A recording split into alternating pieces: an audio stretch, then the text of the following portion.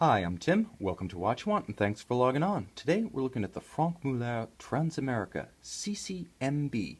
This is a 40mm brushed stainless steel chronograph, and it is one complicated chrono. Not one, not two, but three independently configurable time zones. A date and an automatic chronograph make this watch worthy of Franck Muller's self-appointed title, Master of Complications. This circa 2000 limited edition is one of only 500 pieces produced, and it's one of the exceptional Franck Muller round cases. As most of his watches are the distinctive Tonneau shape, this one's a bit of an exception that will stand out from the crowd among the pieces from the Franck Muller works of Geneva. The bottom line is that this watch, 40mm in stainless steel, plays beautifully with my wrist. I really like the feel of this. Subjectively, it's just about perfect.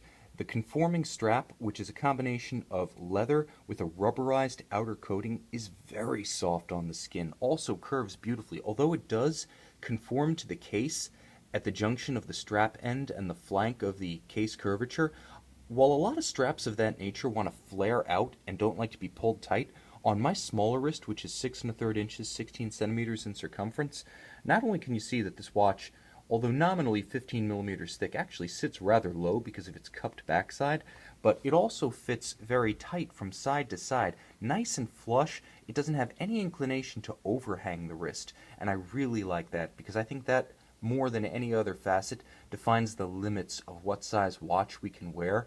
And when the strap flares out excessively or the lugs overhang the edges of the wrist, that's generally when I call time. There's no danger of that with this watch. I think this watch, based on my impressions on the wrist now, could be comfortably worn on a wrist as small as 5 3/4 inches in circumference. Now, I'm not going to do the metric conversion right off the top of my head, but that's my impression of this watch's lower limit. Maybe even 5.5 inches, because it is that comfortable and the fit is that secure. Now, it also fits well because you can customize the precise fit with the tang buckle. Not being a deployant, it gives you more options for tailoring the watch through the many hole positions without having to resort to a jeweler or a watchmaker to make adjustments for you. So you can play with it as your wrist expands or contracts in hot weather or during periods of activity, and so you have that added measure of ergonomics and convenience. Now, this watch, with beautifully flared case flanks, polished on the flanks, brushed on the top, polished on the bezel flanks, again brushed on the top, is a gorgeous medley of different metallic finishes and colors. Everything about this watch is lively.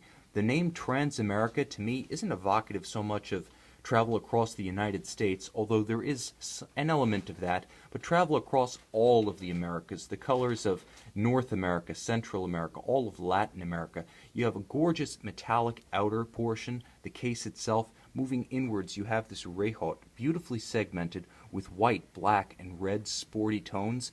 It does cantilever slightly over the dial itself, so from the sloped rehaut, there's a step down to the dial, where you find the gorgeous key lime of the loom on the Arabic numerals of the hour marks, and then you find that gorgeous white, not silver, but true white dial base. There's also a train track chapter ring around the small seconds at 3 o'clock. Practically a different set of hands for every different sub-register, and the watch has 8 hands total. It's a veritable octopus of time going on here, but you've also got the tones of red, the cobalt blue of the hands at center, which represent your local time zone that are keyed to the date at 3 o'clock, are beautifully blue, but they're a kite form, fully loomed. This watch glows in the dark, and it glows like a torch. You can see all of the numerals, as well as the small seconds and the date. You can also see the center hands, and all of those numerals just glow beautifully brilliant, pronounced. The watch has tremendous personality day or night, but in the day you capture all the color of this dial. There's also a tremendous amount of complexity at play here. So I want to just review the fundamental complications of this watch because there's so much going on. With 4 sub-registers and 8 hands, I could offer a bit more clarity than I've just spoken. So a picture tells the story.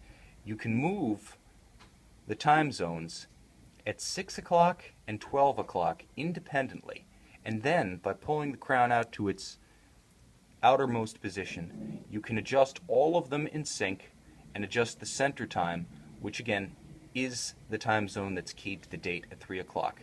Now, return the crown, start the chronograph. You've got central seconds indicated by a generously proportioned red pointer, itself conjoined to a cobalt blued lancet seconds hand, so a gorgeous combination of colors there. And then at 12 o'clock you've got the chronograph minutes, 0 to 30, so you've got 30 minutes and seconds in addition to 3 separate time zones, a date, and small seconds. A lot going on, master of complications indeed. Now inside there is a Franck Muller automatic caliber that is a 4 Hertz, that is 28,800 vibration per hour movement. It is equipped with a date, 3 time zones.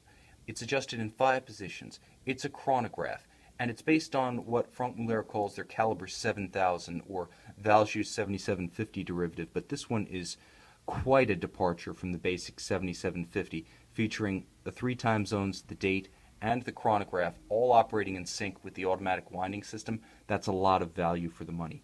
And we talk about value for the money, it's better to be absolutely concrete. This watch had an original retail in Y2K, the year 2000, of $31,600. That's right. Back in the year 2000, this watch cost more than an entry-level Mercedes-Benz.